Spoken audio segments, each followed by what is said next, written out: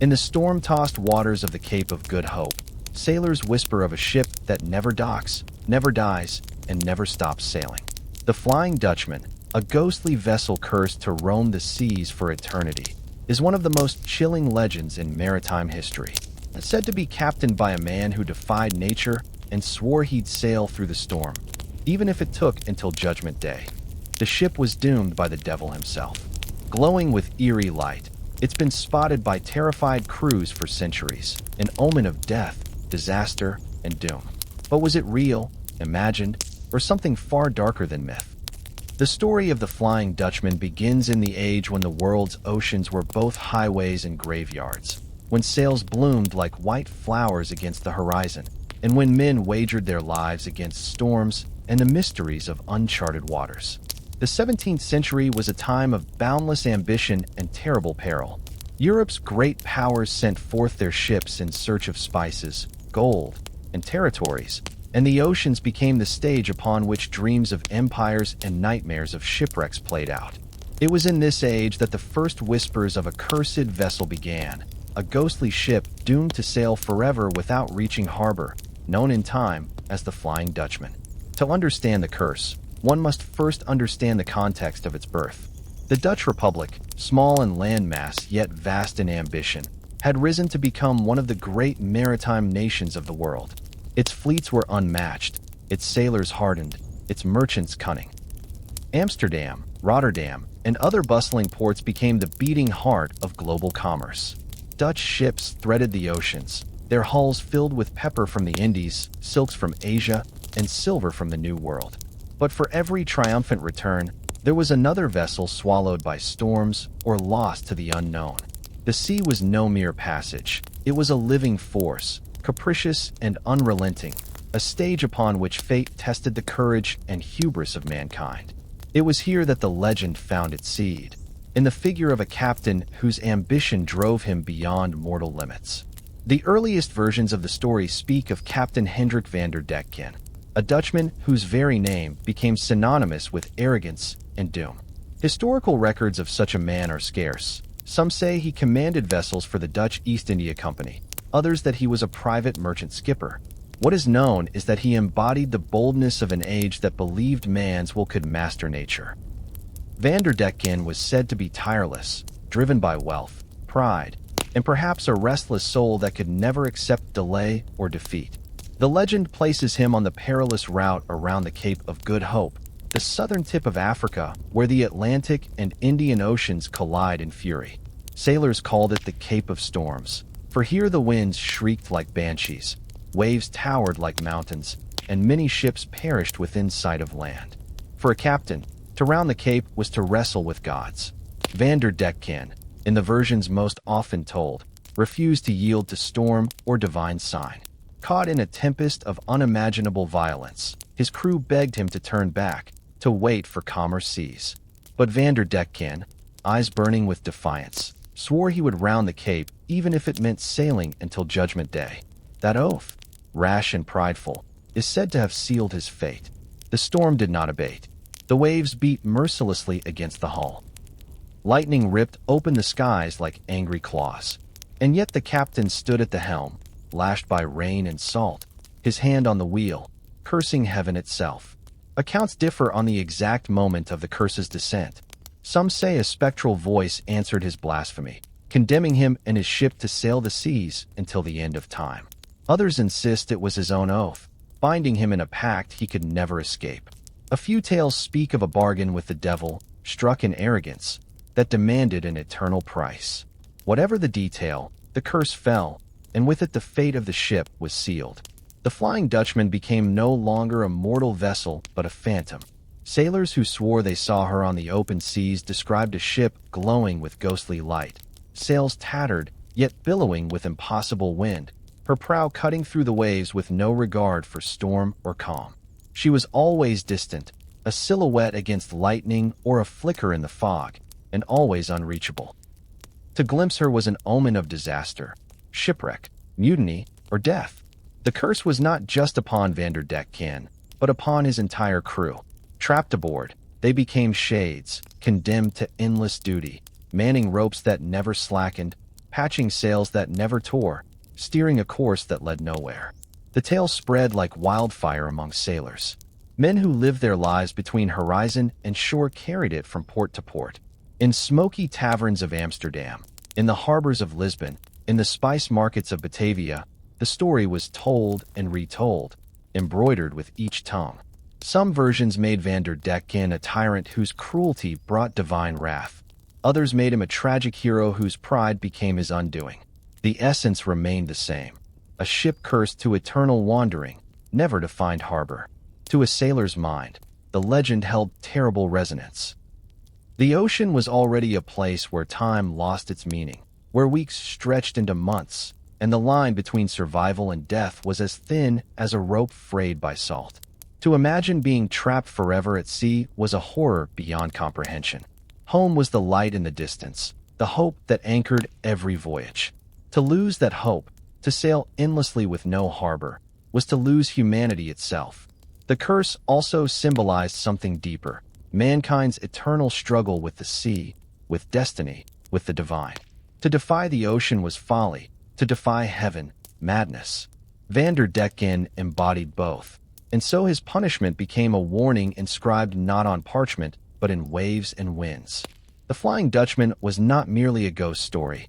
It was a mirror held up to every sailor's fear, a reminder that no man, no matter how skilled or bold, could master forces greater than himself. And yet, as centuries passed, the tale endured not because it terrified, but because it fascinated. The image of the ghost ship haunted the imagination, shimmering like a phantom on the horizon of human thought. Writers, poets, and composers would later weave the tale into art, each generation reshaping it to suit its own questions about mortality, pride, and the unknown. But at its root, it remained the same. The story of a captain who cursed himself and his crew to wander without end, and of a ship that became the eternal exile of the seas. Thus the curse was born, in a storm at the edge of the known world, in the heart of a man who believed himself greater than fate. The legend of the Flying Dutchman was not just about a ship. It was about the hunger of humanity to conquer, the arrogance that blinded, and the eternal price of defiance. The sea keeps her secrets, but this one she whispered loudly enough that generations would hear. It began as a warning, grew into a myth, and hardened into one of the most enduring maritime legends ever told. The sea has always been a messenger as much as a destroyer, carrying tales from shore to shore faster than kings or priests could ever hope to command. In the 17th and 18th centuries, long before the telegraph stitched continents together, it was the sailors who became the custodians of stories, their tongues weaving warnings and wonders into the fabric of maritime life. The legend of the Flying Dutchman spread not by ink or proclamation, but by whispers carried in the smoke of taverns, in the creak of hammocks aboard ships, in the hushed prayers of crews as they faced storms. What began as the account of a single doomed captain soon became an ocean-wide folklore, embroidered with each retelling until it belonged not to one man, but to the very spirit of the sea. At first, the story was confined to those who braved the waters around the Cape of Good Hope. The Dutch East India Company's vessels, as well as English and Portuguese traders, all dreaded this region where the Atlantic hurled itself upon the Indian Ocean with relentless fury. Crews who returned alive often swore that in the midst of lightning and roaring winds, they had seen a strange ship struggling against the tide, its sails glowing pale, its rigging torn, yet still holding. Some insisted they had heard voices carried on the storm, desperate cries of a crew that seemed trapped between the living and the dead. In every telling, the shape of the vessel was the same, lean and tall-masted, a proud Dutch design, but weather-beaten beyond recognition. From there, the tale grew wings. Dutch sailors told it in Amsterdam, where merchants leaned across oak tables to listen, tankards in hand. English sailors told it in London, to wide-eyed apprentices eager for adventure. Portuguese sailors spoke of it in Lisbon, their voices lowering as though the curse might overhear. Each harbor became an echo chamber where truth and imagination mingled. The Dutchman was no longer only a warning of storms. It became an omen of doom itself. To see it meant death, mutiny, or a voyage fated never to reach its end. By the 18th century, the Flying Dutchman was firmly entrenched in maritime superstition. Accounts of sightings multiplied, and with them, the variations of the story. Some swore the ship was forever trying to round the Cape of Good Hope, but could not, eternally beaten back by storms. Others said it roamed the world's oceans freely, cursed never to dock at any port. Still others believed it was doomed to approach harbors, but vanish before reaching them, like a dream that dissolves in the moment of waking. Sailors whispered that if the Dutchman hailed your ship, if its phantom crew sought to pass messages or letters to shore, you must never accept them. For to carry the words of the damned was to carry the curse itself. The impact of these whispers was profound.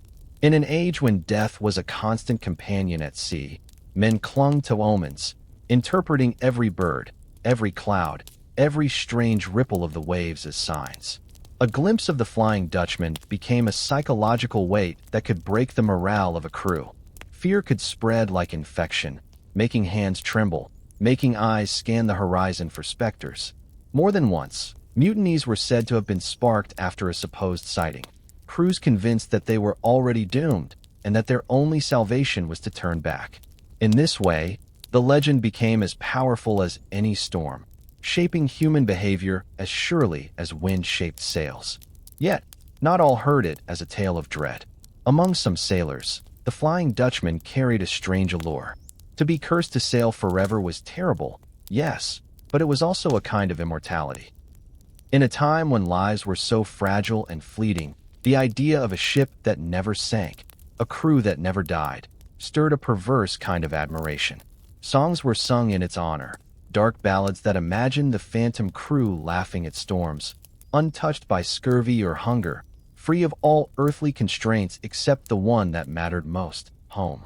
These songs, though, only deepened the legend, turning it into both a warning and a fascination. What makes the Flying Dutchman unique among sea legends is how consistently it was reported across cultures. Fishermen off the coasts of Scotland claimed to see her. Traders near the Indies reported her presence. Whalers in the Southern Ocean swore she passed their bows on foggy nights. Each account was different in detail. Sometimes she appeared ablaze with ghostly fire, other times as a shadow against the moon, but all agreed she was there, somewhere, forever. Skeptics dismissed the sightings as tricks of light, as looming mirages caused by atmospheric refraction, or as hallucinations brought on by exhaustion. But to the sailors, explanations mattered little. The Dutchman was as real as the salt in their beards, as the bruises from hauling ropes. One of the earliest written accounts that lends credence to the spread of the tale came from the journals of British naval officers in the 18th century. They recorded that sailors spoke in earnest of the phantom ship, some swearing they had seen it during their voyages. Though the officers themselves often scoffed, their writings preserve the fact that belief in the Flying Dutchman was deeply ingrained. By the 19th century, the story would enter the broader imagination, appearing in travelogues, newspapers, and even the works of poets. The whispers of sailors had escaped the tavern and entered the annals of folklore. Still, at sea, the story remained alive not because of paper or ink, but because of the silence between waves, the long stretches of monotony broken only by fear. Imagine a ship in the vast emptiness of the ocean, weeks from land, the horizon a circle of uncertainty. A lookout sees something in the mist, rigging, perhaps, or just the pattern of waves. He calls out, and suddenly the crew is alive with dread. Is it her? The cursed ship? That moment of hesitation, of imagination running wild, was enough.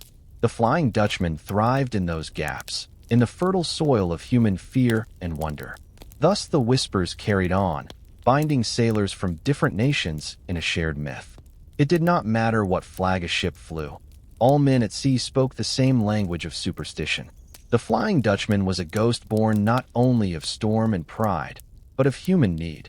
Need to explain the inexplicable, to warn against arrogance, to find meaning in the cruel indifference of the waves. Each telling added to its weight, until it seemed less like a story and more like a certainty. Somewhere out there, a ship sailed endlessly, cursed never to touch land again.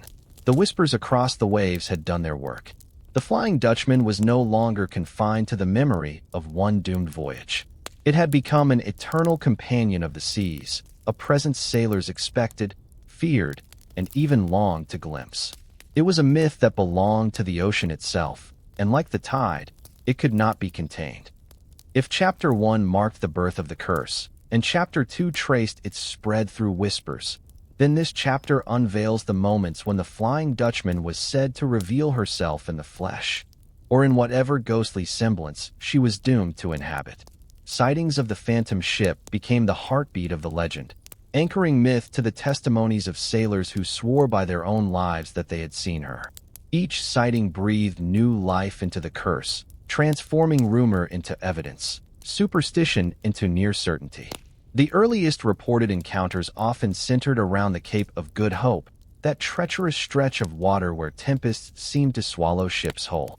Sailors believed that this was the place of Van der Decken's defiance, and thus, it was where the cursed ship most often appeared. Some spoke of seeing her in the heart of storms, her sails straining but never tearing, lightning flashing across her masts like jagged whips of divine anger. Others said she appeared on clear nights, a solitary silhouette glowing with unnatural light, gliding without sound across calm seas. The juxtaposition was chilling. A ghost ship could appear in fury or tranquility, unbound by the rules of the living. Among the most famous accounts is one tied to the British Royal Navy in the late 17th and early 18th centuries. Naval officers recorded, sometimes with cautious detachment and sometimes with raw fear, that their men had seen a strange ship cutting across their path, only to vanish moments later. One of the most celebrated reports came in 1748, when a logbook noted that the crew of an English vessel near the Cape swore they had seen the Flying Dutchman. The officers dismissed it as illusion, but when a sudden storm struck soon after, nearly claiming the ship, the men were convinced that the sighting had been a dire warning. By the 19th century, the Flying Dutchman had entered not just sailors' lore, but public record.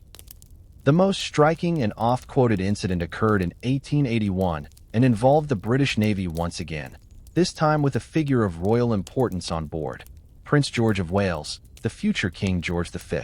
According to his own journal and corroborated by others, the prince and 13 crew members witnessed a phantom ship glowing with red light on the horizon. It appeared suddenly in the early dawn, crossed their path, and vanished into thin air. Later that day, the sailor who had first spotted it fell to his death from the mast, a tragedy interpreted as confirmation of the Dutchman's curse. The event was widely reported, and though skeptics dismissed it as atmospheric refraction or a mirage, the weight of royal testimony made the legend more credible than ever before. Sightings were not confined to European vessels.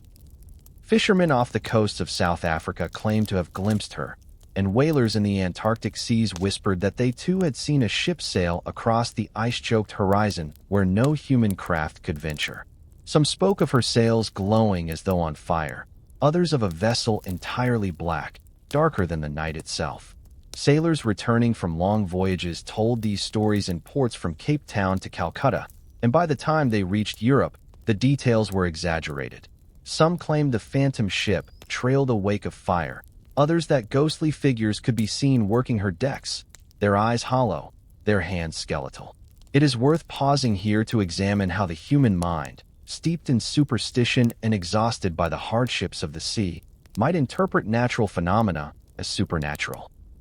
Modern science explains many sightings as fata morgana, a type of mirage caused by the refraction of light in layers of air of differing temperatures, which can create the illusion of ships floating above the horizon. Sailors, already on edge, might interpret such visions as the dreaded Dutchman. Yet, even acknowledging such explanations, one cannot dismiss the sincerity of those who recorded what they believed they had seen. To them, the Dutchman was not a trick of light, but a spectral messenger of doom. Famous literary figures helped preserve and amplify these sightings. Writers in the 18th and 19th centuries collected maritime stories and turned them into narratives that captured the imagination of readers ashore. Accounts of the Flying Dutchman appeared in periodicals, travelogues, and novels. Each written word lent weight to the notion that the Dutchman was more than a mere hallucination. She was an entity inhabiting the very fabric of the seas. The more she was seen, the more she was believed. It is telling that not every sighting was followed by tragedy. Some ships reported seeing the Phantom and yet returned safely to harbor. Still, the very act of seeing her was enough to seed dread in men's hearts, and fear itself could cripple a voyage as effectively as any storm. Stories abound of sailors refusing to climb the rigging after a sighting, of captains forced to discipline men who believed their fate was sealed, of prayers whispered with desperation as if to ward off the curse. The Flying Dutchman was a phantom not only on the sea but in the minds of men, shaping behavior, altering choices, and influencing the course of journeys. One might argue that this is the true power of the Dutchman legend. Whether the ship existed or not was almost irrelevant. What mattered was the belief in her. The human imagination, when confronted with vast loneliness and danger, becomes fertile ground for such visions. And once a single sailor claimed to see her, the power of suggestion ensured that others saw her too. In this way, the Flying Dutchman became as real as the ocean itself, a phantom stitched into the shared consciousness of those who lived and died by the sea. Through the centuries, these phantom sightings accumulated like driftwood on a shore. Each account added a new layer, until the Dutchman was no longer a vague myth, but a fully realized presence in maritime culture. Her cursed voyage became a shadow looming over every storm, every horizon blurred by fog. For some, she was a reminder of human arrogance and divine punishment. For others, she was simply a story, a way to give shape to fear. Yet the sheer persistence of sightings, recorded by sailors, officers, and even royalty, gave her a weight no skeptic could fully dissolve. Thus, the Flying Dutchman transcended rumor to become a part of history's ledger. Not merely a tale told by weary men over rum, but a phenomenon documented across centuries, across oceans, across cultures. The phantom sightings gave her substance, turned whispers into testimony, and etched her silhouette into the eternal theater of the seas. And so she sailed on, forever at the edge of sight, forever present in the minds of those who dared the waters. By the time the 18th century gave way to the 19th, the Flying Dutchman was no longer just a tale told in taverns. It had become an omen, a presence as feared as a rising storm or a reef lurking beneath dark waters. To sailors who lived at the mercy of the ocean, every superstition carried weight, for when one's life depended on the whims of wind and tide, even the faintest hint of divine or demonic influence mattered. The Flying Dutchman, therefore, became not simply a cursed ship, but a harbinger of fate. To see her was to feel the chill of mortality creeping over the deck. Superstition was the lifeblood of the seafaring world. Sailors nailed coins under masts to appease spirits, whistled to call the wind, or refused to kill albatrosses lest they bring misfortune. They prayed before voyages, sang to steady their nerves, and clung to rituals that made the chaos of the ocean feel bearable. In this tapestry of beliefs, the Flying Dutchman found fertile soil. She embodied the ultimate warning, a figure that confirmed what every man already feared, that death could strike without reason, without mercy, at any moment. The omen was twofold. First, she was a signal of disaster yet to come. Ships that reported seeing her often found themselves battered by storms, struck by disease, or cursed with mutiny. The story of Prince George's 1881 encounter reinforced this, for the sailor who spotted the Phantom was dead by day's end.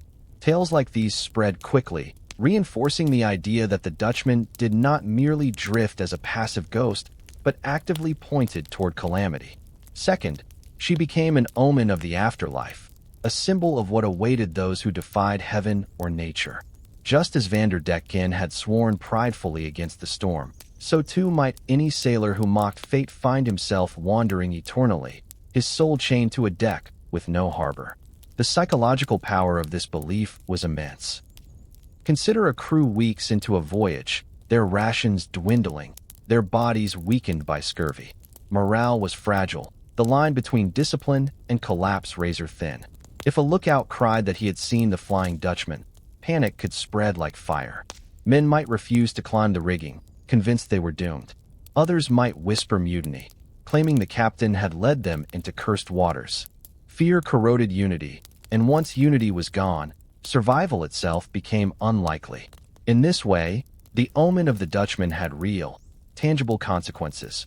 Not because the ship inflicted harm, but because belief in her could unravel the fabric of human will. Yet, not all interpretations were entirely fearful. Among some sailors, the Dutchman was viewed as a reminder of humility, a cautionary tale embodied in spectral sails.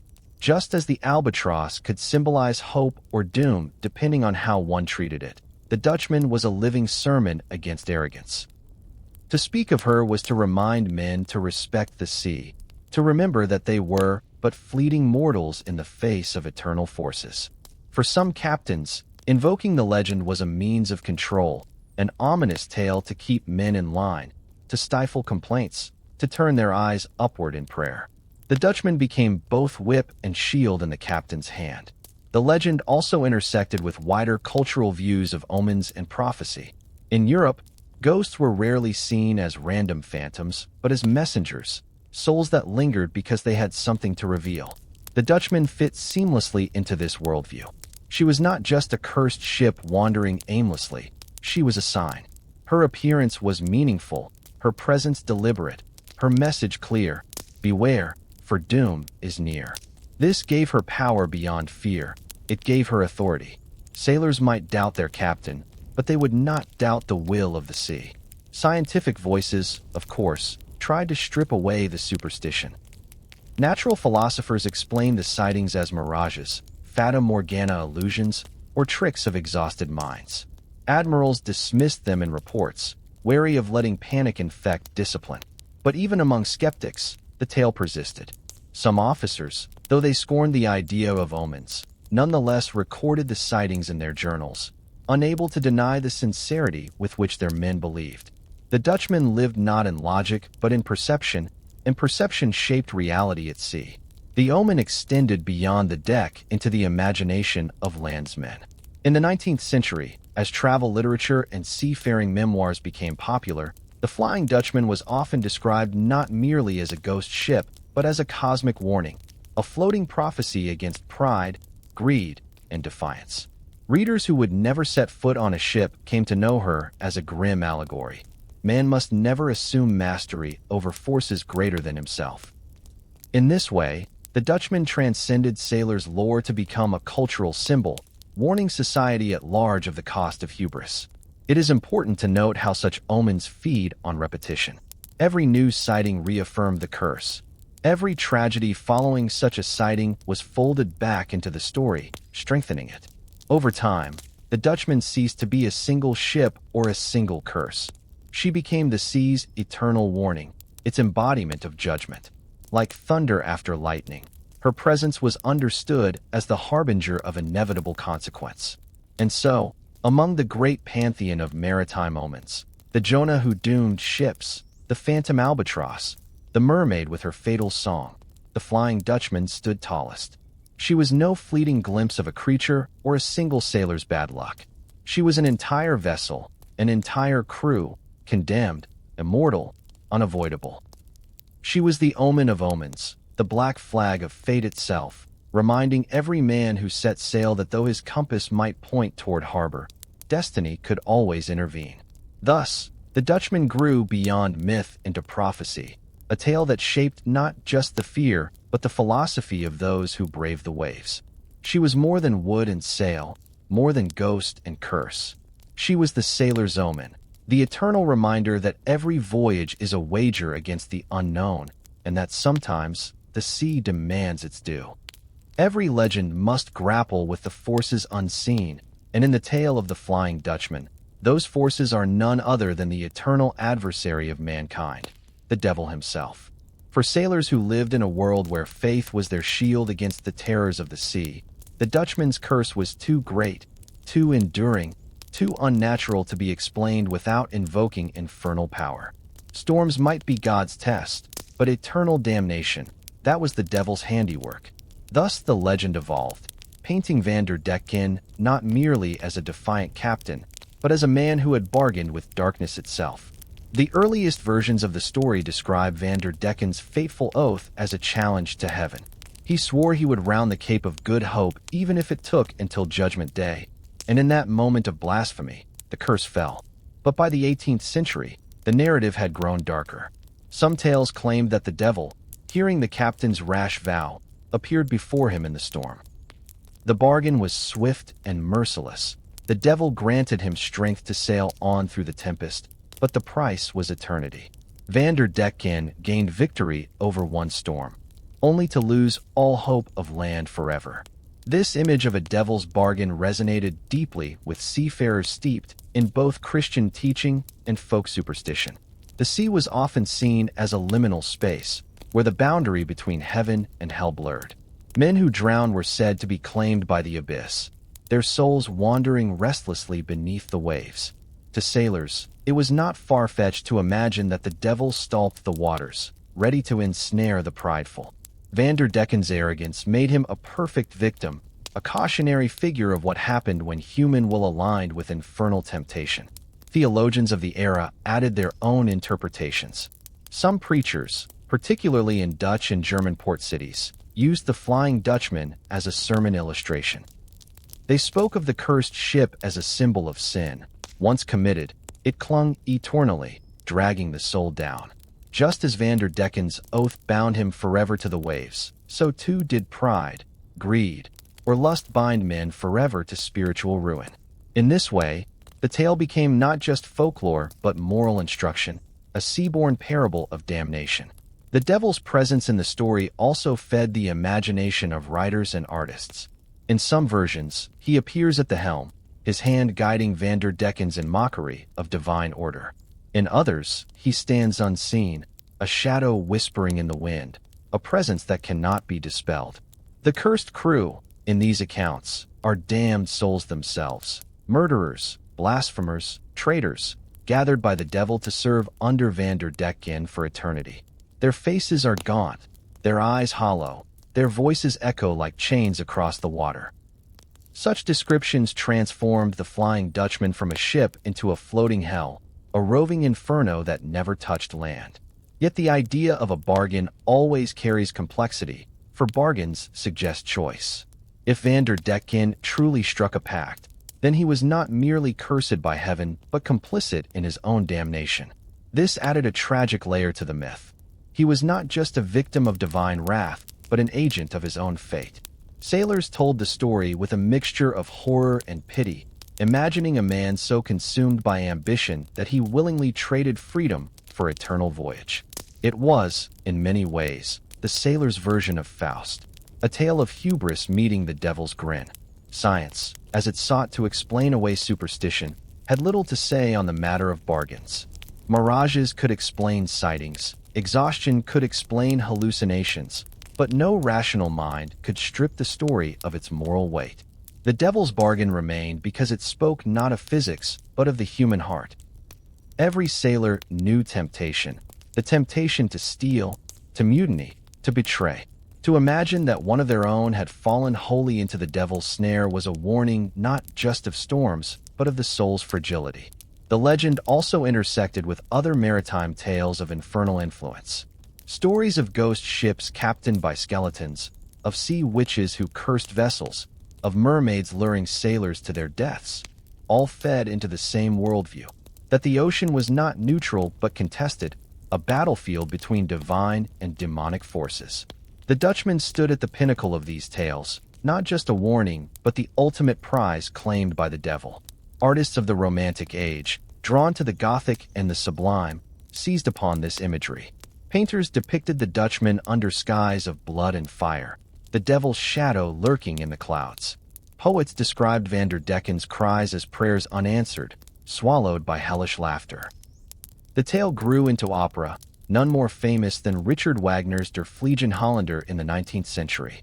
In Wagner's version, the Dutchman is damned but offered redemption through the faithful love of a woman. Proof of how the story could be reimagined as both horror and tragedy, devilry and salvation. Still, the devil's bargain interpretation endured as the darkest strand of the myth. To sailors, it made sense of the ship's persistence. Why did the Dutchman never sink? Why did her crew never die? Because they were sustained by the infernal pact, given unholy endurance to suffer forever. In this vision, the ship was not just a ghost, but an active tool of evil, spreading despair wherever she appeared. To glimpse her was to brush against hell itself, to feel the chill breath of the adversary who forever mocks the fragile hopes of mankind. Thus, the Flying Dutchman was no longer only a cursed vessel or an omen of storms. She became the embodiment of the ultimate human fear, that in our pride and defiance, we might willingly trade our souls for fleeting victory, only to find ourselves enslaved forever to the bargain. The devil's hand was on her wheel, the devil's laughter in her sails, and her voyage was nothing less than eternity's reminder that hubris always exacts its price. A ship is more than timber and sail. It breathes through the men who man her decks, through the rhythm of oars and the call of rigging, through the laughter, the curses, the songs that rise and fall with the tide.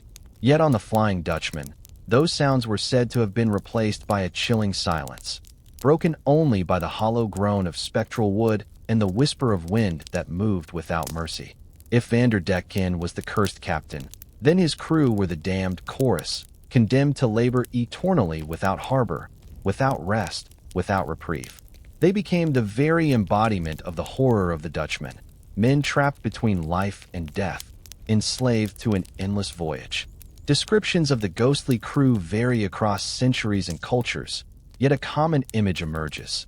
Sailors who are neither alive nor dead, their flesh gaunt, their eyes hollow, their movements mechanical, as though animated by some force beyond nature. Some tales describe them as skeletons, rattling in tattered uniforms, their bones creaking with every pull of rope. Others envision them as corpses, pale and bloated, seawater dripping eternally from their garments. Still others speak of men with spectral forms, glowing faintly, visible only in flashes of lightning or the eerie glow of moonlight upon fog. The diversity of these visions speaks less to inconsistency and more to the depth of human imagination. The Dutchman's crew were not one fixed image but a shifting reflection of the terror each sailor carried within. The eternal duty of the crew was itself part of the curse. They were said to continue all the routines of a living ship, trimming sails, swabbing decks, climbing rigging, steering courses. Yet every task was futile. The sails never truly filled, the decks never dried, the helm never brought them closer to land. This endless labor became a torment more cruel than fire. To work without rest, without hope of arrival, is to be denied the essence of human endeavor. Their toil was not for survival, but for suffering, an eternal parody of a seaman's life. In some versions of the legend, the crew were not innocents, but participants in Vanderdecken's pride. They had cheered their captain's defiance, spitting against the storm, swearing alongside him that they would never turn back. Their punishment was therefore deserved, a collective damnation for collective hubris. But in other accounts, they were victims, loyal men trapped by their captain's blasphemy, forced to share in his fate though they had begged him to turn. This variation lent the tale its pathos, for it suggested that the innocent could be swept into damnation by the arrogance of one leader. It became a warning not just to captains, but to crews. Choose whom you follow with care, for his fate may become your own. The fate of the crew also became the basis for some of the most haunting encounters at sea. Sailors claimed that on stormy nights, they saw figures waving from the Dutchman's deck, begging for help, calling out to deliver letters home. These letters, it was said, were written centuries before, addressed to wives long dead, to children who had grown old and passed into the grave. To accept such a letter was to take the curse into your own ship, to doom yourself as surely as if you had signed the pact. Yet the crew's cries were not always menacing. Some accounts describe them as mournful, pitiful, their voices thin and broken, their outstretched hands less a threat than a plea. To sailors hardened by danger, such images struck deep, for they were reminders of their own families waiting ashore, of the fine line between homecoming and eternal absence. The idea of the ghostly crew also resonated symbolically with the broader fears of seamen. Life at sea was already a kind of exile. Months or years away from home, isolated from land, living in conditions that blurred the line between survival and suffering.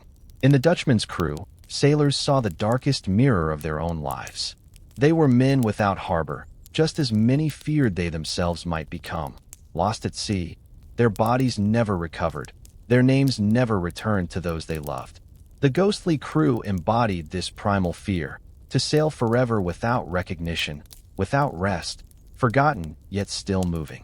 Writers and artists took these images and deepened them. In Gothic literature of the 18th and 19th centuries, the Dutchman's crew became archetypes of the damned, their faces etched with despair, their voices echoing like wind through broken masts. Some poets imagined them chained to their posts, unable to stop working even when they longed for death. Painters rendered them as translucent figures, their outlines blurred against mist, their eyes glowing faintly like lanterns in the dark. In each depiction, the horror lay not in violence, but in endurance. The curse was not a fiery punishment, but an eternal continuation of duty robbed of purpose. And yet, there were also threads of compassion woven into these portrayals. Some stories suggested that the crew sought redemption, that they sailed endlessly searching for a way to break free. In Wagner's opera, for example, the Dutchman's only chance of salvation came through love, through the devotion of a woman who would remain faithful unto death. If he could find such love, his crew too might be released, freed from their endless labor. In this reading, the ghostly sailors were not just damned but hopeful, clinging to a fragile possibility that one day they might rest. But even with such variations, the core remained constant. The crew of the Flying Dutchman were eternal exiles, a chorus of shadows bound to their captain's curse. They served as a reminder that a ship is not only its master but the men who follow him, and that the choices of one can damn the many. To sailors who heard the story in creaking hammocks or smoky taverns, the thought was enough to chill the soul. For the sea could claim a man's life, but the Dutchman's curse claimed something worse, his eternity. Thus the ghostly crew sailed on, their figures glimpsed in lightning, their cries carried in storms, their toil endless. They were not just characters in a legend, but a living nightmare that haunted every man who dared set foot upon the ocean. They made the Dutchman more than a ship, more than a symbol. They made her a community of the damned, a floating graveyard of souls that could never be laid to rest. The true horror of the Flying Dutchman lies not only in her cursed captain or her damned crew, but in the vessel itself, for the ship was no longer wood and canvas, but a phantom given form. She was both familiar and alien, recognizable as a proud Dutch merchantman, yet distorted by the curse into something no human hands could ever build anew. When sailors spoke of seeing the Dutchman, they did not simply describe a ship on the horizon. They described an apparition that seemed to breathe with the malice of the sea itself. Accounts of her appearance vary widely, yet all agree on her otherworldly nature. Some saw her glowing with a spectral light, as though fire burned within her hull, but never consumed it, a pale phosphorescence like the glow of rotting wood upon the tide. Others swore she appeared blacker than any night, a silhouette that absorbed all light around her, her sails dark against the storm, her masts stabbing into the heavens like spears. There were tales of sails torn to rags yet billowing with impossible wind, of rigging creaking though no crew could be seen, of a prow that cut through waves without leaving a wake. The Dutchman was not bound by natural law. She was a vision conjured by curse, an insult to reason itself. Often she was seen when no ship should be able to sail, amid typhoons, across ice-choked waters, in seas where storms made navigation impossible. Sailors described her as gliding unnaturally, as if untouched by the violence around her. Where their ships pitched and rolled, the Dutchman moved with eerie grace, as though the sea bent itself to her cursed keel. Some claim she did not sit upon the water at all, but hovered just above it, her reflection shimmering like a mirage. Lightning revealed her most vividly, brief flashes that illuminated her gaunt sails and ghostly deck before plunging her back into darkness. The ship's very material seemed corrupted by eternity. Wood that should rot never decayed. Sails that should shred to tatters remained perpetually half-torn but never destroyed. Iron that should rust glistened faintly in moonlight as though polished by invisible hands. This paradox, decay without destruction, became part of her terror. She was not alive, not dead, but suspended in some eternal mockery of life, frozen in the moment of her captain's blasphemy. The sea accepts all ships eventually, dragging them down to rest upon the ocean floor. But the Dutchman was denied even this mercy. She endured, always at sea, never at peace. To sailors, her sudden appearance was more than shocking. It was paralyzing. Imagine the vast emptiness of the horizon, days without sight of another vessel. And then, suddenly, a ship materializes where none had been. She does not hail. She does not alter course. She passes, close enough for men to see faces upon her deck or to hear the groan of her timbers, and then she vanishes as though the sea itself swallowed her whole. This vanishing was the most frightening of all. A ship might appear by natural cause, but to dissolve into mist was something only the supernatural could explain. Legends also gave her voice. Some swore that when the Dutchman approached, the wind carried strange sounds across the water, the creak of ropes, the mournful wail of unseen sailors, even the hollow thud of cannon fire from a battle long past. In the storm's roar, men heard cries for help or laughter that chilled their bones. A few claimed the ship hailed them directly, her captain or crew calling across the waves, demanding aid or begging to deliver letters to shore. These voices, always desperate or eerie, deepened the terror, for to reply was to risk sharing their fate. The ship's spectral nature was sometimes explained in terms of faith and punishment. For some, she was a vision conjured by God to warn sailors of their pride. For others, she was an illusion crafted by the devil, a lure to drag men into despair. Scientific minds later argued that her appearances could be explained by optical illusions, reflections of real ships refracted by layers of hot and cold air, but this did little to erase the power of her image. For those who saw her, she was not a trick of the eye, but a reality that carved itself into their souls. Artists seized upon this spectral quality to fuel the imagination of landsmen. Painters of the Romantic Age rendered her as a towering shadow beneath storm-tossed skies, her sails glowing with ghostly light, her prow rearing like a predator upon the seas. Writers described her in language of awe and terror, portraying her as the embodiment of the ocean's eternal wrath. The Dutchman became not just a ghost ship, but the ghost of the sea itself, a symbol of forces that mocked human ambition. The ship's identity as a specter also carried symbolic weight. To sailors, she represented the nightmare of endless voyage. To see her was to glimpse the possibility of their own fate, to imagine themselves forever adrift, cut off from home and harbor. To landsmen, she symbolized human defiance and the futility of resisting divine or natural law. To artists, she was the perfect canvas for exploring the sublime. Beauty and terror intermingled in a vision too vast for reason to grasp. Her power lay not in consistency, but in variation. Each sighting, each description, added a new hue to her portrait. One sailor swore she was a burning hulk of flame, yet unconsumed. Another claimed she was as pristine as the day she left port, her sails gleaming white, her deck immaculate. A third insisted she was half-rotten, her hull festooned with seaweed and barnacles, her sails dripping salt like tears. Together, these visions built a mosaic, a ship that was not one ship, but all ships, not one nightmare, but every nightmare given form. And so, the Flying Dutchman as specter became the heart of the legend.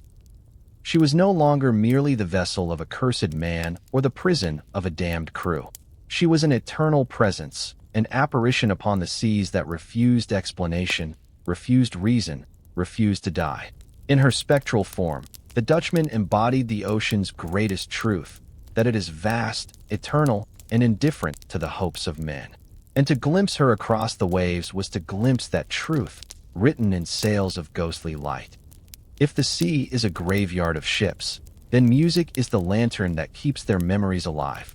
Sailors, who lived by rhythm, the rhythm of tides, of oars, of rigging straining in the wind, turn naturally to song to bear their burdens, to ease their fears, and to preserve their stories. Thus it was inevitable that the legend of the Flying Dutchman, born in storms and whispered across taverns, would find its way into the cadence of shanties, ballads, and laments that echoed across the world's oceans.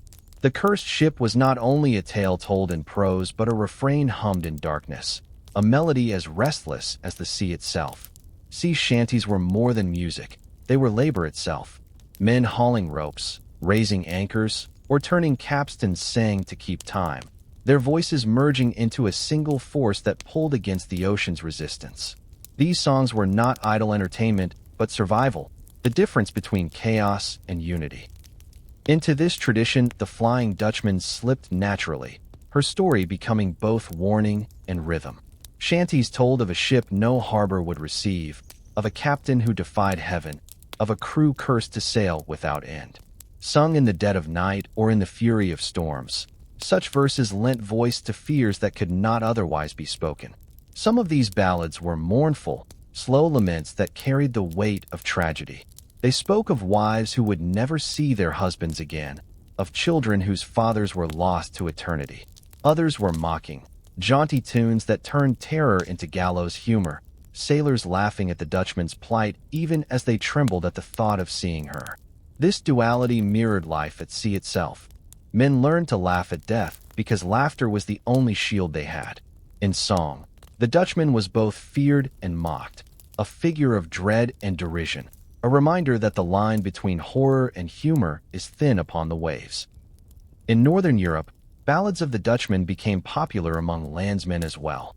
Printed broadsheets in England and the Netherlands carried verses about the cursed ship, often moralizing in tone.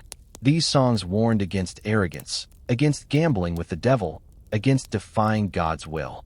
They transformed the Dutchman from a maritime myth into a moral fable, a story that could be sung in taverns and parlors alike. In these verses, Van der Decken was cast as both villain and victim, a man whose pride doomed not only himself but his crew. The moral was clear: beware pride, for it leads only to destruction. The 19th century saw the Dutchman's legend ascend into high culture through opera and art songs. Most famously, Richard Wagner's Der Fliegende Holländer premiered in 1843, weaving the story into a sweeping tale of damnation and redemption. In Wagner's hands, the Dutchman was not merely cursed but yearning, desperate for release, seeking salvation through the faithful love of a woman. The opera transformed the ghost ship into a tragic symbol, elevating her from tavern song to grand stage. Wagner's music captured both the terror of storms and the aching melancholy of endless exile, ensuring that the Dutchman's song would echo not just on the sea, but in the concert hall. Yet, even as composers and poets refined her tale, sailors continued to keep it alive in their own way. Shanties of the Dutchman could still be heard aboard whaling vessels in the Arctic, aboard clipper ships racing to deliver tea from China, aboard naval ships patrolling imperial waters. The words varied, the melodies shifted, but the essence remained. The Dutchman was out there, somewhere, and her presence must be acknowledged in song. To sing of her was to ward her off, to transform fear into ritual. Music became both shield and confession, a way for sailors to confront the abyss without succumbing to it. Ballads of the Dutchman also reveal how folklore spreads and adapts. In some versions, she was portrayed as a spectral merchant ship laden with treasure, forever denied the chance to sell her cargo. In others, she was a naval warship, her cannons rusted but still thundering in phantom battles. Each culture bent the tale to its own maritime reality. In Scotland, fishermen sang of her appearing in northern fogs. In the Caribbean, she was rumored to haunt the trade routes, her sails visible under the blazing sun. In every place, the songs reflected local fears and hopes, making the Dutchman a universal myth dressed in regional costume. The persistence of these songs reveals something profound about human nature. Legends survive not only because they terrify, but because they can be sung. Music preserves what prose forgets, for a melody can cross oceans, lodge itself in memory, and endure for generations. A whispered tale might fade in a tavern, but a song carried by sailors can ripple across centuries. The Dutchman, immortal upon the waves, found a second immortality in the voices of men who both feared and honored her. Even today, fragments of those ballads remain. Folklorists have recorded verses passed down through coastal communities, lines that speak of a ship cursed to wander, a captain who swore too much, a crew forever lost. These remnants are echoes of the past, proof that the Dutchman's song was not silenced by time. The melodies may have changed, the language softened, but the refrain remains, a ship adrift, a curse unbroken, a legend eternal. Thus, the Dutchman's story became more than myth, more than superstition. She became music, carried on the breath of men who braved the sea's cruelty. And in that music, her curse found a strange kind of beauty. For though she was doomed to sail without end, she was never forgotten.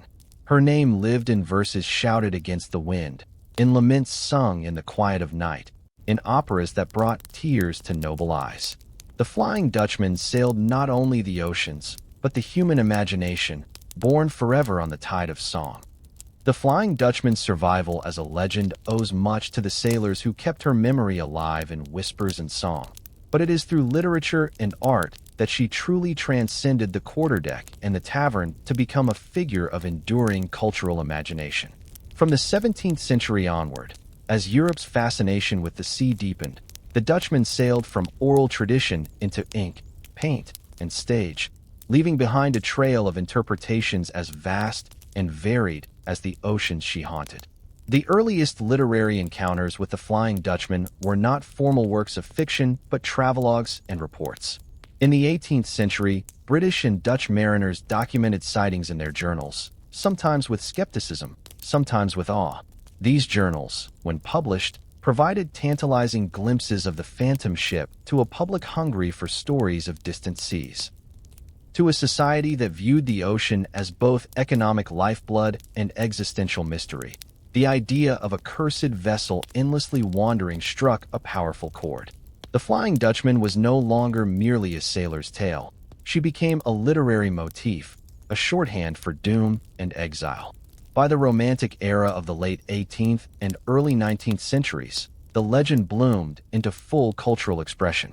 The Romantics, enthralled by the sublime, those experiences of awe and terror that defied reason, found in the Flying Dutchman a perfect subject.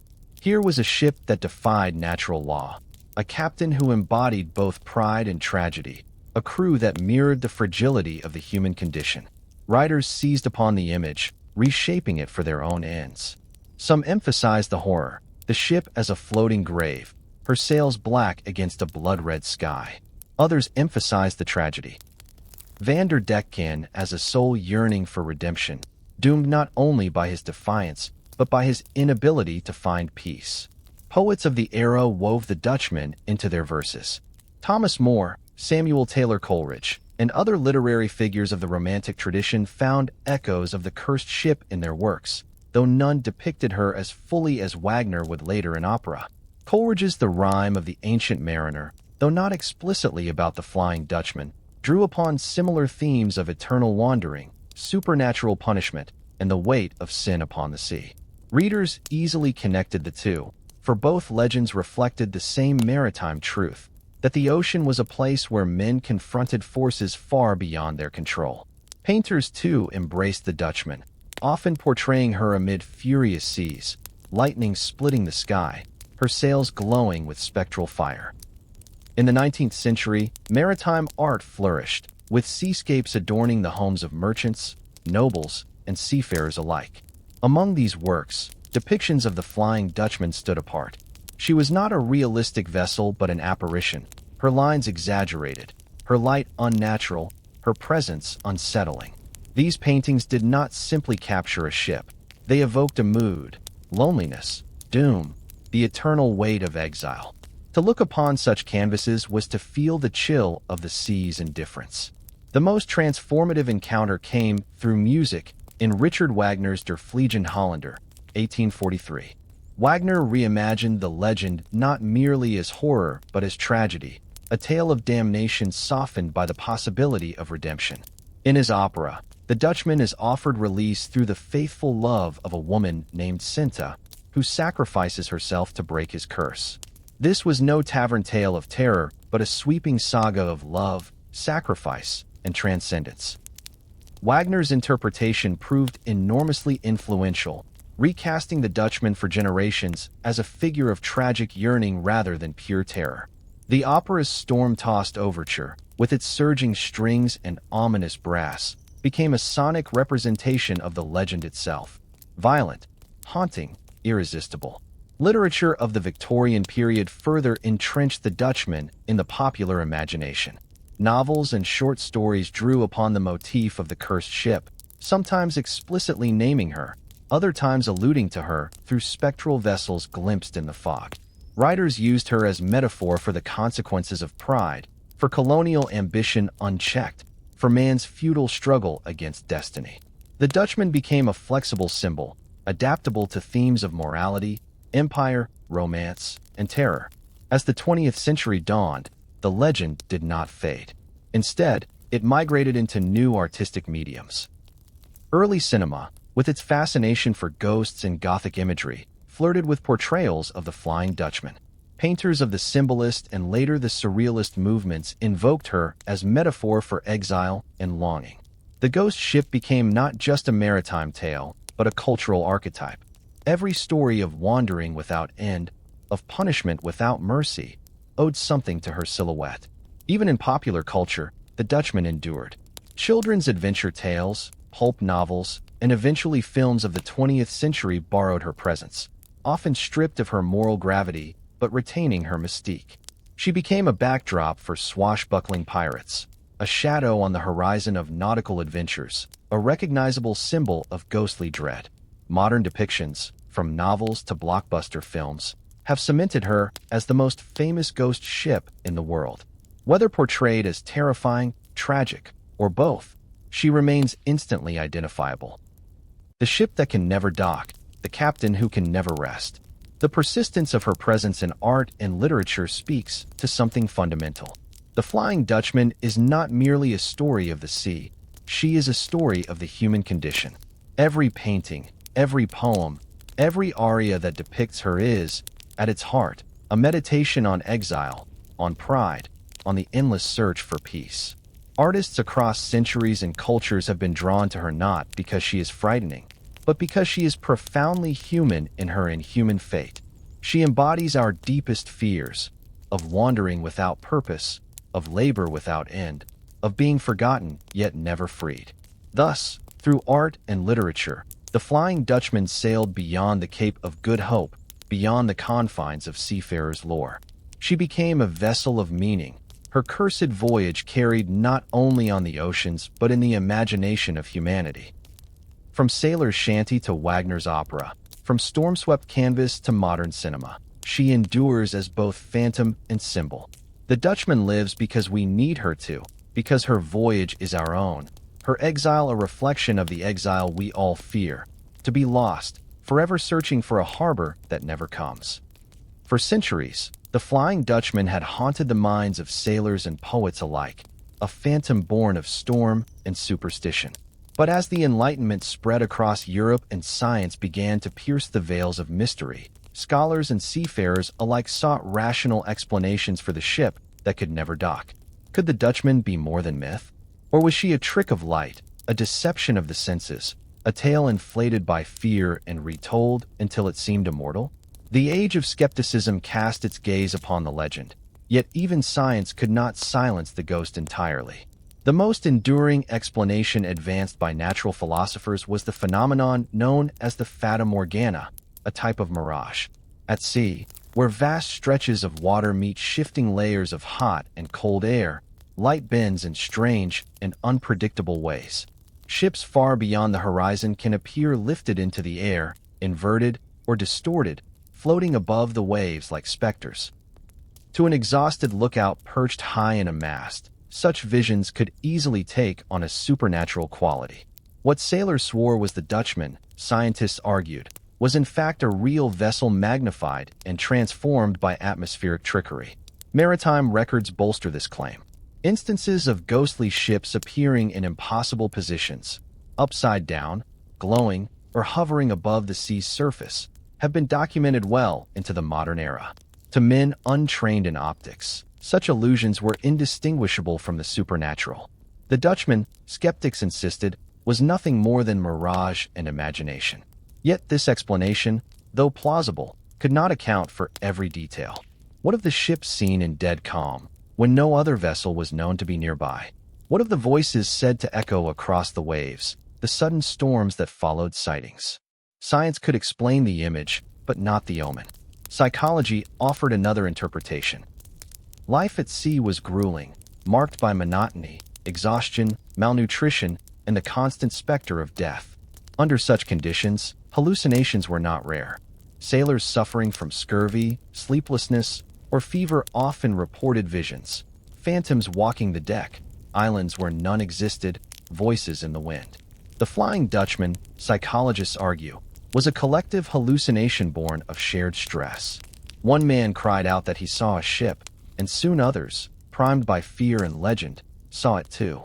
The mind, like the sea, is a mirror that can warp reality. Meteorology too played its part. The Cape of Good Hope, long considered the Dutchman's home, is notorious for sudden squalls, treacherous fog banks, and waters where warm and cold currents collide. A ship appearing suddenly through fog might vanish as quickly, giving the illusion of a phantom. Electrical storms sometimes illuminated clouds and waves in eerie colors, bathing the horizon in unnatural light. St. Elmo's fire. A discharge of electricity from ship masts was a known phenomenon, yet to sailors unversed in science it seemed a sign of divine or infernal presence. The Dutchman, skeptics contended, was the embodiment of all these natural wonders misunderstood. And yet, despite these rational attempts to banish her, the legend endured. For every skeptic, there was a believer. For every optical explanation, a testimony that seemed to defy it. When Prince George of Wales, the future King George V, recorded in his journal the sighting of a phantom ship in 1881, skeptics dismissed it as mirage. But how could so many men have seen it at once? And why did the sailor who first spotted it die within hours? Coincidence, perhaps. Yet to sailors it seemed proof that the curse was real.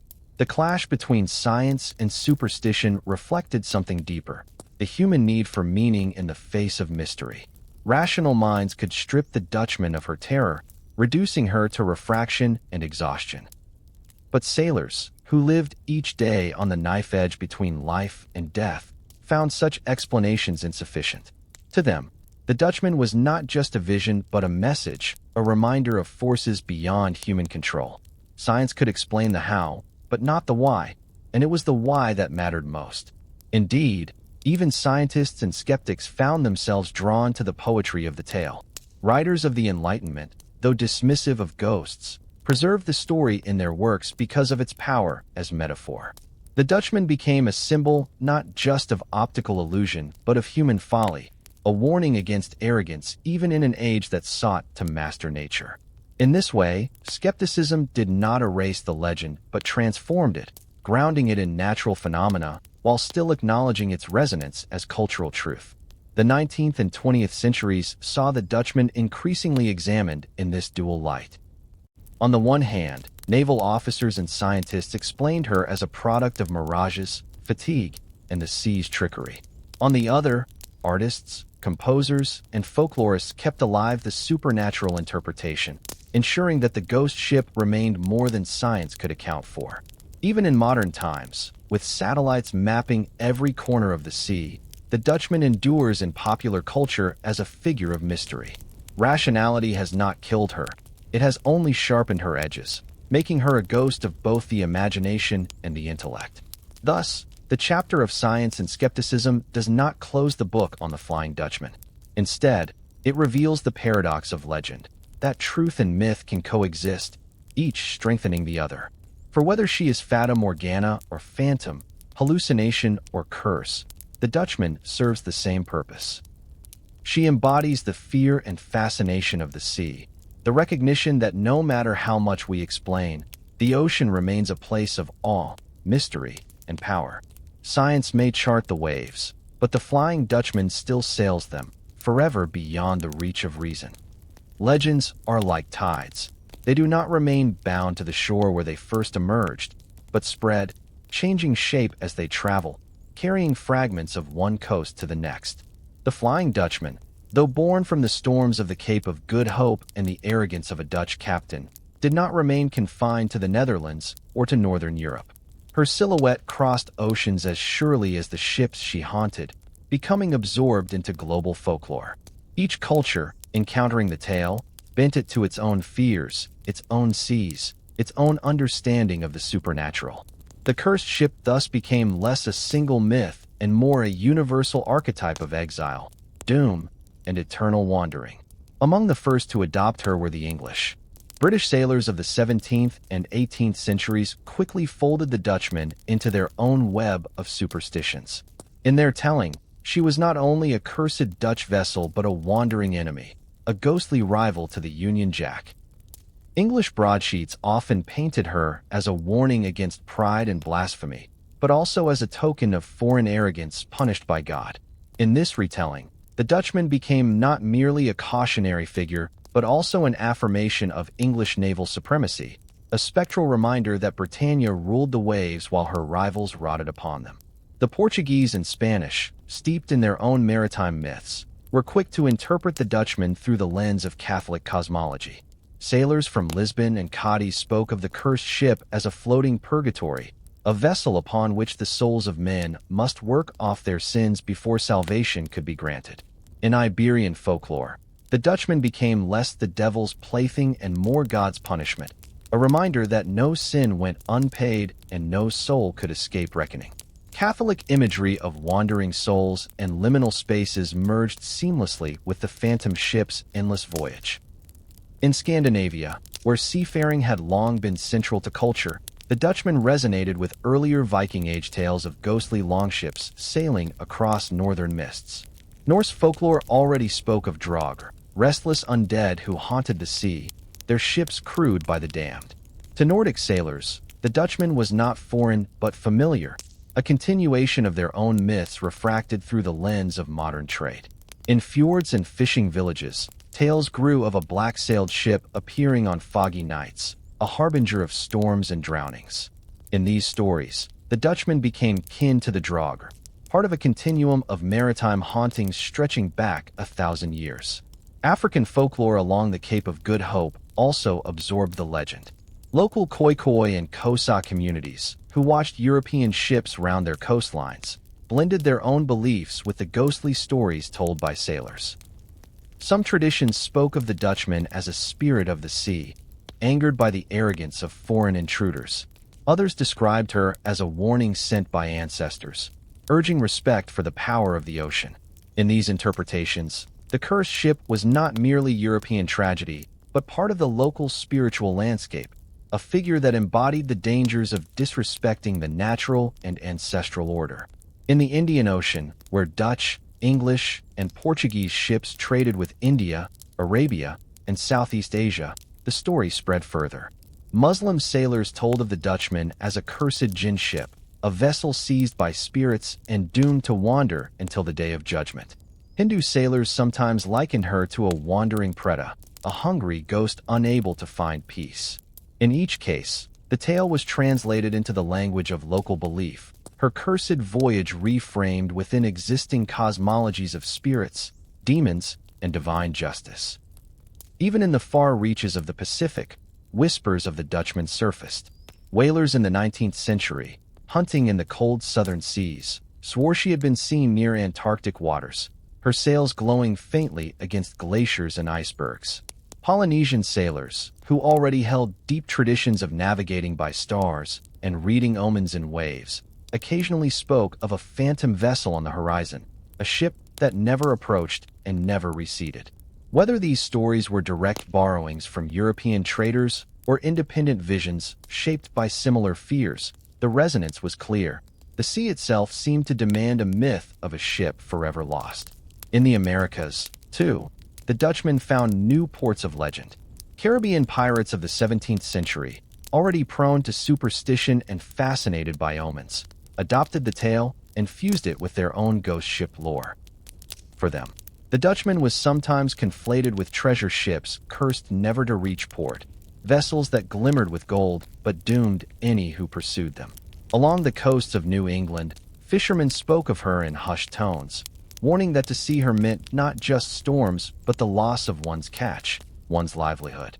In South America, especially in Brazil and Argentina, echoes of the Dutchman mingled with stories of phantom galleons, spectral fleets that mirrored the cursed Iberian ships of centuries past. What is remarkable is not only the spread of the legend, but the way it adapted, shedding and absorbing details as needed. In Catholic lands, she was purgatorial. In Protestant lands, she was diabolical. In Africa and Asia, she became a spirit vessel woven into local cosmology. In pirate lore, she was treasure-laden doom. Each culture claimed her as its own, dressing her in the garments of its fears and hopes. This universality speaks to the deeper power of the Dutchman. Every culture that relies on the sea fears exile, fears the storm that drags men away forever, fears the voyage that never ends. The Dutchman is the embodiment of that primal terror, the nightmare that transcends borders and languages. She is proof that myth does not belong to one people but to all humanity, for we all confront the same abyss when we look upon the ocean. Thus, by the 19th century, the Flying Dutchman had become more than a European tale. She was a global phantom, her name recognized from the North Sea to the Cape, from the Caribbean to the Pacific.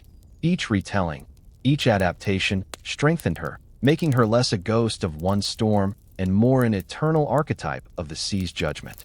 Wherever men sailed, she sailed too, her cursed voyage mirrored in their own fragile journeys. By the 19th century, the Flying Dutchman had ceased to be only a sailor's tale whispered in the focsle. She had become a shadow stretched across the globe, lingering not just in storms and mist, but in the very imagination of empires. For the age of empire was itself an age of hubris, nations swelling with pride, men driven by greed, flags planted on foreign shores as though they could tame the world with ink and cannon. In that age, the Dutchman became more than a ghost ship. She became a mirror of empire's ambition and its inevitable consequences. The story's Dutch origins carried particular irony. The 17th century Dutch Republic had been one of the world's most formidable maritime powers. The Dutch East India Company, known as the VOC, was a leviathan of global trade, sending fleets to Asia, Africa, and the Americas, carving out colonies with ruthless efficiency. Dutch ships carried silks, spices, sugar, and slaves, and Dutch sailors braved seas no European had dared before. Yet by the 18th and 19th centuries, Dutch power waned, eclipsed by Britain and France. The Flying Dutchman, forever exiled, seemed to embody this decline, a ghostly reminder that pride, however mighty, ends in ruin. To British and French audiences, she was a cautionary tale. See what happens when ambition outpaces humility. But the Dutchman was not simply a Dutch ghost in foreign eyes. For English sailors, she became a floating emblem of empire's risks. The British Empire, at its zenith, ruled not only the seas but the world's imagination. Yet the Dutchmen sailed their routes as well, reminding them that ships were fragile, that storms were impartial, that death cared little for empire. To glimpse her on the horizon was to confront the possibility that even Britannia, ruling the waves, could fall prey to the same curse of pride and overreach. Colonial ports became fertile ground for the legend. In Cape Town, the Dutchman was spoken of not as foreign myth, but as local reality. Sailors swore they saw her when storms gathered on the Table Bay horizon, a warning to ships daring the passage around the Cape of Good Hope. Colonial settlers repeated the story to one another, sometimes stripping it of its European captain and reimagining it as a purely African ghost, an ancestral spirit ship haunting invaders who sought to exploit the land. Thus the Dutchman's curse became a narrative not just of maritime doom, but of imperial arrogance punished by forces older and greater than European ambition. The legend also resonated with the darker currents of empire, the human cost of conquest and trade. Millions of enslaved Africans were carried across the Atlantic in ships whose decks became coffins. Sailors and captives alike knew the horror of voyages that seemed eternal, without end or hope. In such suffering, the Dutchman was more than a ghostly vessel. She was a metaphor for the nightmare of endless exile, a mirror of ships that carried men into a fate worse than death. Some accounts from the Caribbean and West Africa even merged the legend with local ghost ship lore, envisioning the Dutchman as a slaver's vessel cursed for eternity, her crew condemned for their cruelty. The age of empire was also the age of global trade, and in this context, the Dutchman reflected the anxieties of commerce itself. Merchant ships pursued profit across oceans, but every voyage carried risk: storms, shipwreck, disease, pirates. The Dutchman was a story of profit pursued to the point of blasphemy, of a captain so obsessed with his cargo that he defied heaven itself. To merchants and sailors alike, the story became an allegory, greed could drive a man across any cape, but the price might be eternal wandering. In this sense, the Dutchman haunted not only the ocean but the very idea of trade as the lifeblood of empire. Writers of the 19th century sharpened this allegory. In popular novels and serialized magazines, the Dutchman often appeared as a symbol of colonial ambition gone astray. Sometimes she haunted explorers who sought to conquer new lands. Sometimes she mocked traders who pursued wealth at any cost. The legend was repurposed as cultural critique. The ghost ship was no longer just a tale of storms, but a judgment upon empire itself. Artists painted her gliding silently behind fleets of warships, her shadow stretching across maps of empire. To audiences at home, she was thrilling. To sailors abroad, she was unnerving. The legend thrived in this era because empire itself was haunted. Expansion brought wealth, but also violence, resistance, and unease. Every empire feared collapse as much as it celebrated conquest. The Dutchman gave form to that fear, embodying the notion that pride would not go unpunished, that those who defied limits, whether of sea, nature, or morality, would find themselves doomed to wander without rest. She became the ghost not of one nation but of empire itself, a phantom warning that every colonial power was vulnerable to the same fate. Even today, historians note how neatly the Dutchman's myth parallels the cycles of empire. She rises with pride, sails endlessly with ambition, and falls into damnation with overreach. That is why the story could travel so easily from Dutch sailors to English, Portuguese, Spanish, African, Indian, and beyond, because every culture grappling with power and pride could see itself in her cursed sails. Thus, in the age of empire, the Flying Dutchman was no longer only a ghost ship seen in storms. She was a shadow cast across the entire world, a reminder that ambition can never conquer the eternal sea, and that every empire, no matter how mighty, carries within it the seeds of its own curse. The 19th century did not end the sea's mysteries. It merely dressed them in iron and smoke. As wooden hulls gave way to steel, and sails were replaced by steam-driven screws and paddles, the ocean entered a new chapter of human mastery, or so men believed. Yet even amid the thunder of engines and the black plume of coal-fired funnels, the ghost of the Flying Dutchman continued to haunt the waves. For though technology could change the face of seafaring, it could not silence the old fears nor erase the eternal specter of exile and doom. The age of steam was an era of confidence. Industrialization promised control over forces that had once humbled humanity. Steamships no longer needed to bow before the fickle winds. They charted their courses with the steady rhythm of engines, indifferent to calms or headwinds. The world shrank as voyages quickened.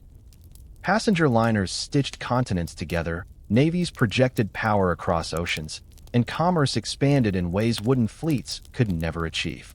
For a moment, it seemed the old myths might vanish beneath iron hulls and rational minds.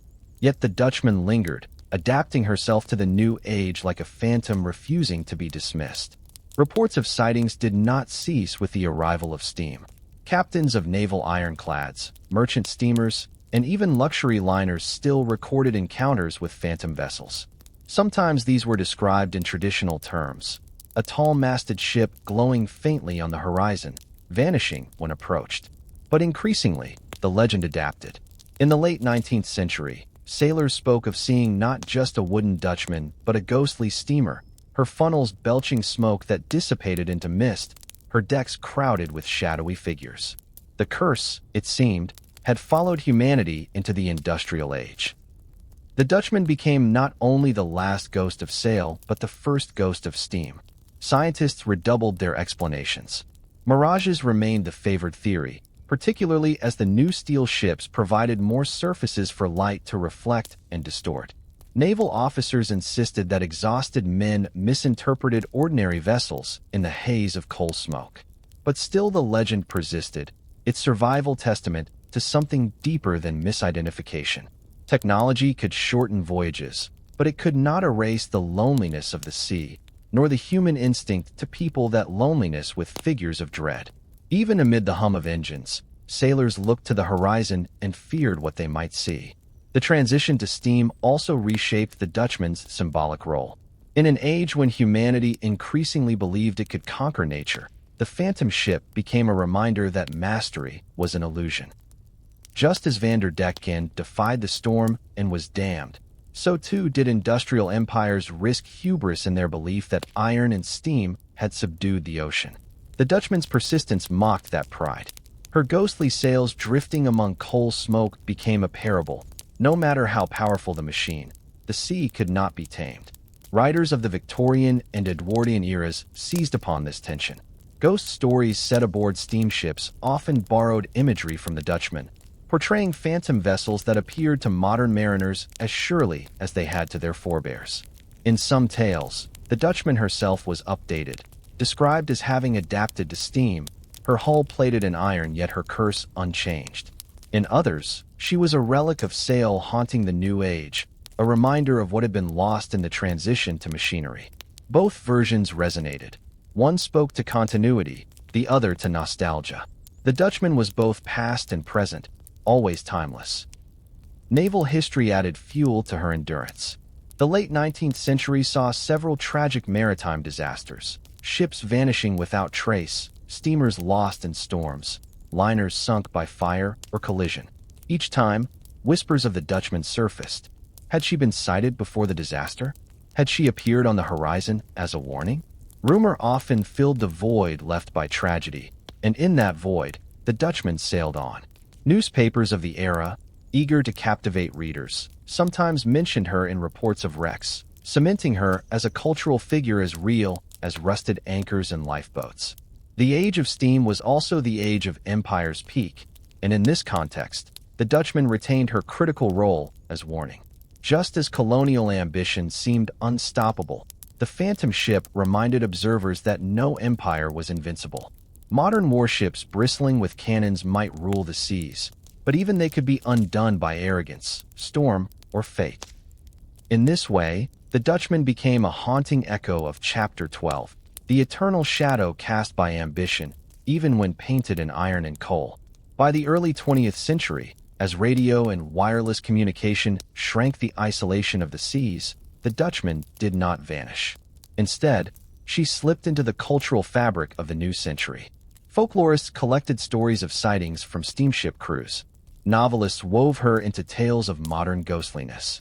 And even as technology marched toward the age of aviation, the Dutchman's legend refused to sink.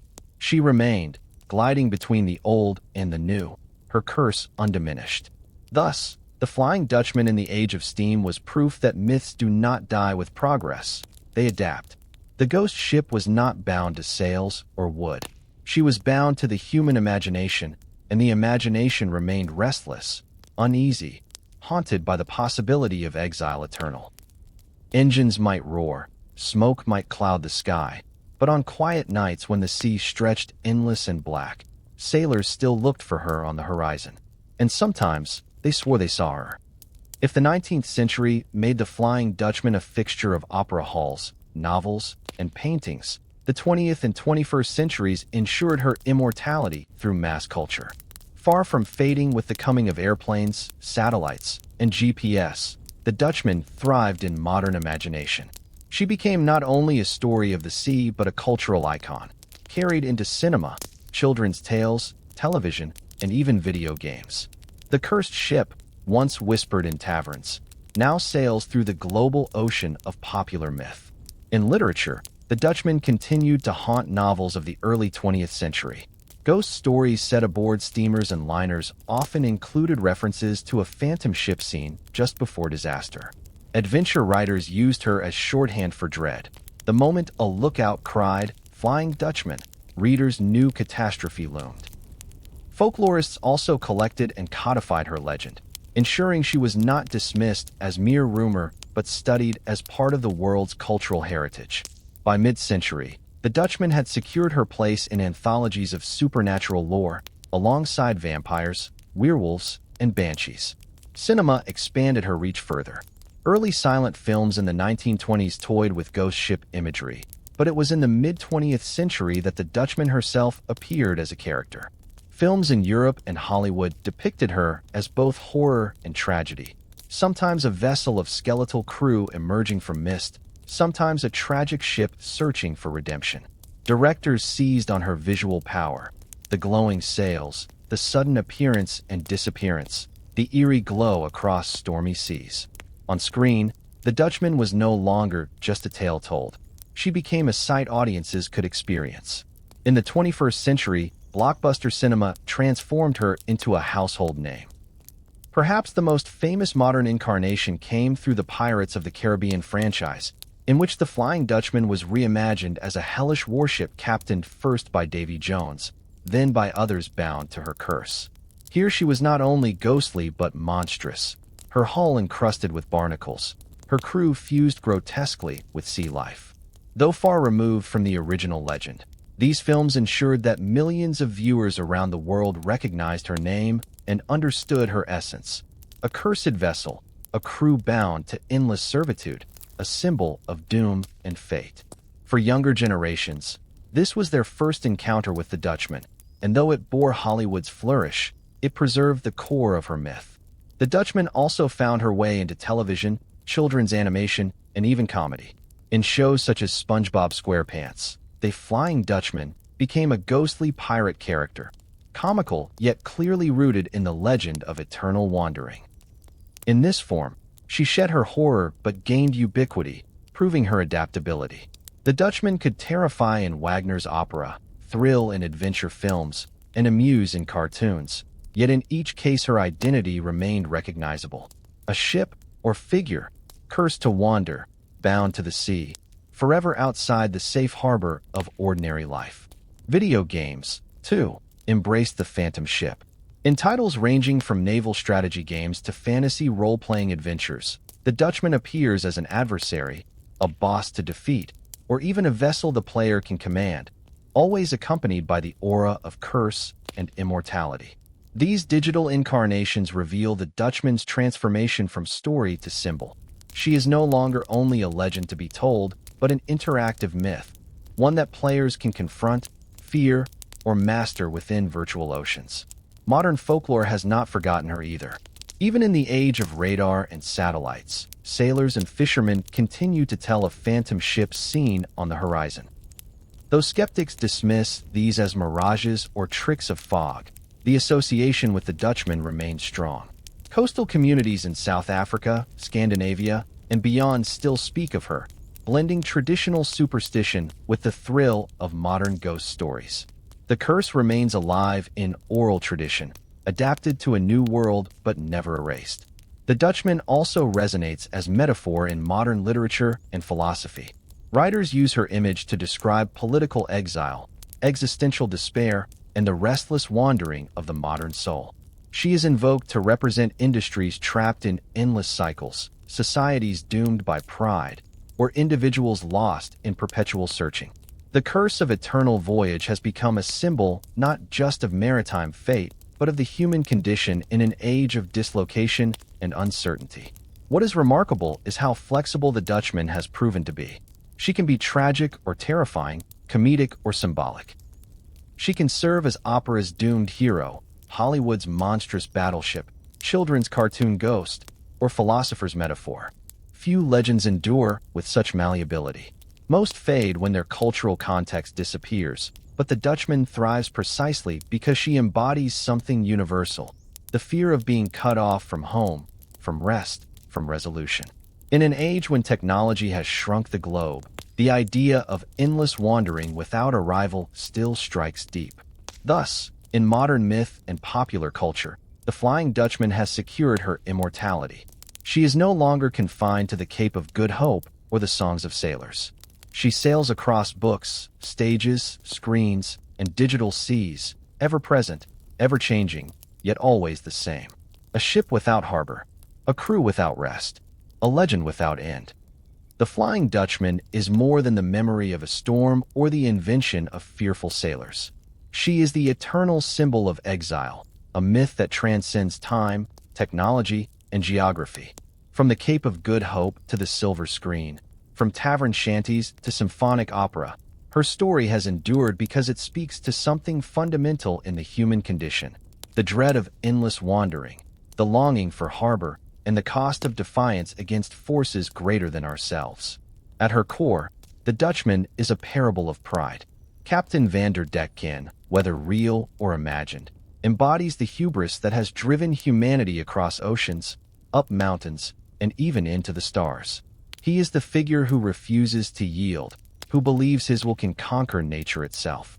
His oath, sailing until Judgment Day if need be, echoes in every age where men and nations have sought mastery without humility. The curse that follows is not arbitrary. It is the natural consequence of arrogance. The Dutchman reminds us that pride without reverence leads not to triumph, but to exile. Yet she is also a symbol of exile itself. To sailors, exile was more than metaphor, it was reality. Months or years away from home, surrounded by endless horizons, they lived in a liminal space where time lost meaning. To imagine a ship forever denied landfall was to imagine their worst fear given form. The Dutchman became the nightmare projection of every voyage, that one might sail endlessly, cut off from the embrace of family, from the soil of homeland, from the rest that defines human life. In this way, the Dutchman is not only a maritime ghost, but a universal symbol of alienation. The legend also embodies the duality of terror and tragedy. She is terrifying in her curse, her ghostly sails, her spectral crew. To see her is to confront death. Yet she is tragic because she cannot die. The crew, condemned to labor without end, reflect the futility of toil stripped of purpose. The captain, cursed for his defiance, reflects the loneliness of those who sought mastery and found only exile. Together, they form a tableau not of simple horror, but of eternal sorrow. In this sorrow lies the myth's endurance. Horror alone fades, but tragedy lingers in the heart. The Dutchman's persistence through centuries reveals her adaptability. She has been many things: a Protestant warning against blasphemy, a Catholic vision of purgatory, a romantic symbol of sublime terror, a colonial allegory of hubris, a cinematic monster, a cartoon ghost, a metaphor in philosophy. Each age has reshaped her, each culture has clothed her in its own fears. And yet, across all variations, the essence endures: a ship without harbor, a voyage without end, a curse without mercy. This essence makes her eternal, for it taps into fears that will never vanish as long as humans dream of home. In the modern world, where technology charts every wave and satellites track every ship, the Dutchman still thrives because she is no longer tied to the literal sea. She sails in the imagination, in the metaphors we use to describe our lives. She is invoked when speaking of industries trapped in endless cycles, of individuals caught in despair, of societies wandering without direction. She has become archetype, joining the ranks of figures like Prometheus, Sisyphus, and Faust, legends not bound to their origins but universalized into symbols of the human struggle. Her curse also resonates in a deeper, almost spiritual sense. For every person, life itself is a voyage. We set sail from the harbor of childhood, driven by winds of ambition, battered by storms of suffering, longing always for a destination of rest and fulfillment. The Dutchman embodies the fear that we might never arrive, that we might wander without meaning, forever restless, forever yearning. She forces us to confront the possibility of lives unlived, of journeys without conclusion. And in that confrontation, she urges humility, reverence, and care. Artists have long intuited this symbolic weight. Wagner gave her redemption, transforming the horror into a tragic hope. Painters cast her in storms as the sublime embodiment of forces beyond human control. Writers turned her into metaphor, philosophers into symbol. Even in playful adaptations, the heart of the legend remains intact. For whether she terrifies or amuses, she never loses her identity as the ship that cannot land, the curse that cannot be lifted. The Flying Dutchman is thus not just a ghost story, but a mirror. She reflects back to us our own fears, our own ambitions, our own hubris. She is the question we dare not ask. What if our striving never ends? What if our journeys never find home? What if our pride condemns us to exile? The legend answers with sails of ghostly light. Then you will wander forever, and the sea will remember you only as a shadow. And yet, paradoxically, the Dutchman herself has found a kind of immortality, not in harbor, but in story. She sails through centuries, not diminished by skepticism, not erased by science, not silenced by progress. Her curse is her endurance, and in that endurance she has become eternal. She is no longer Vanderdeckens alone, nor the sailors, nor the empires. She belongs to humanity, a phantom woven into our collective soul. Thus, as the waves of history break and recede, the Flying Dutchman sails on, not merely a cursed ship upon the ocean, but the eternal symbol of wandering, of pride, of exile, and of the fragile yearning for home that defines us all. The Flying Dutchman is not a tale that belongs solely to the sea.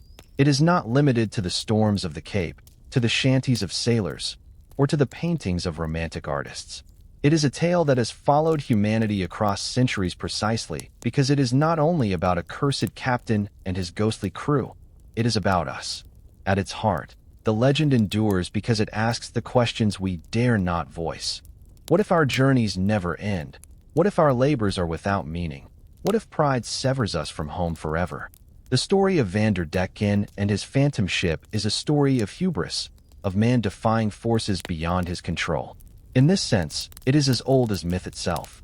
Prometheus defied the gods and was chained to a rock. Icarus flew too close to the sun and fell into the sea. Faust traded his soul for knowledge and power. Vanderdecken swore against the storm and found himself condemned to eternal wandering. The Flying Dutchman is their maritime kin, a reminder that human arrogance may win fleeting victories but always exacts a greater cost. The legend continues to resonate because pride and ambition are not relics of the past. They are ever present in every age, in every individual. But the Dutchman is more than a symbol of hubris. She is also the embodiment of exile, of the dread that we might never arrive. For every sailor, exile was a lived reality. Months at sea, the horizon stretching endlessly, home a dream more than a certainty. The Dutchman exaggerated this reality into an eternal nightmare. Yet she speaks not only to sailors, but to all people. Who has not feared that their life might drift without meaning, that their labor might never yield rest, that their longing for belonging might remain unfulfilled? In this sense, the Flying Dutchman is not only a sea legend, but a mirror of the human condition. We are all voyagers, all searching for harbor. Her persistence into the modern age proves that technology cannot dispel myth. Steamships, satellites, and sonar may chart the seas, but they cannot chart the soul. Even with every ocean mapped, the Dutchman sails on, because she is not a vessel of wood or sail, but of imagination. She thrives where reason fails to comfort, where progress fails to soothe. She reminds us that beyond the maps and machines lies the oldest truth, that human beings are fragile, that exile is terrifying, and that every harbor can be lost. And yet, there is an odd kind of hope within her curse. The very fact that she sails forever means she is never forgotten. She endures, just as human longing endures. In Wagner's opera, the Dutchman is offered redemption through love, proof that even in the darkest exile, there remains a possibility of grace. Whether one believes in such redemption or not, the idea itself gives the legend its poignancy. For what is the point of fear without the dream of release? To tell the story of the Flying Dutchman is not only to shudder at her doom, but also to imagine what salvation might look like. In the end, the Flying Dutchman is not about a ship at sea. She is about the human voyage through life, the storms we brave, the hubris we risk, the longing we carry, the fear of exile, and the dream of harbor. She is the eternal reminder that our journeys are fragile, that pride must be tempered with humility, that exile is to be feared but also confronted. Above all, she is the call to cherish the harbors we do reach, the fleeting moments of rest, of love, of home, because they are not guaranteed, and because to lose them is to become like her, forever wandering. And so, the Dutchman sails still. She sails in the fog of imagination, in the ink of literature, in the brushstrokes of art, in the crescendos of music, in the whispers of sailors, in the fears and hopes of every soul that has ever stared at the horizon. She is the ship that cannot dock, the crew that cannot rest, the curse that cannot break. She is also the mirror in which we see ourselves. For until we find our harbor, until we lay down our labors and our pride. Are we not all, in some way, the Flying Dutchman?